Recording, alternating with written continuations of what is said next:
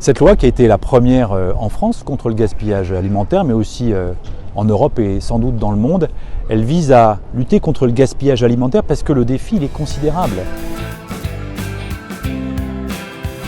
Un tiers de la production alimentaire totale, mondiale, est jetée chaque année. Et si on ramène ça à chacun de nous en France, c'est 20 à 30 kilos de nourriture qui terminent à la poubelle. Donc il faut agir. Et cette loi, elle visait d'abord à prévenir le gaspillage, à éduquer bien sûr à l'alimentation, mais aussi à mettre en responsabilité ceux qui par exemple ont des invendus et qui jusqu'à présent terminaient à la poubelle. Donc avec la loi, on a dit aux grandes surfaces, bien maintenant vous devez donner plutôt que jeter. Et ça c'est le sens profond de cette loi contre le gaspillage alimentaire. Le bilan il est largement positif parce qu'aujourd'hui les grandes surfaces donnent beaucoup plus qu'avant le vote de la loi.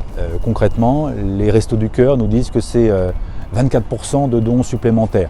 Les banques alimentaires nous disent que c'est 23% de dons en plus. Donc ça c'est très bien. En même temps, on a vu qu'il y avait des vraies marges de progression parce que les contrôles de l'État ne sont pas suffisants, parce que la qualité des dons est parfois problématique et parce qu'il faut aussi avoir des outils nouveaux pour éviter de produire du gaspillage, pour éviter les surplus, les invendus. Donc tout ça, c'est les propositions que nous faisons d'ores et déjà aujourd'hui et que nous verserons dans le débat parlementaire sur la loi économie circulaire. Bref, contre le gaspillage, il ne faut jamais lâcher.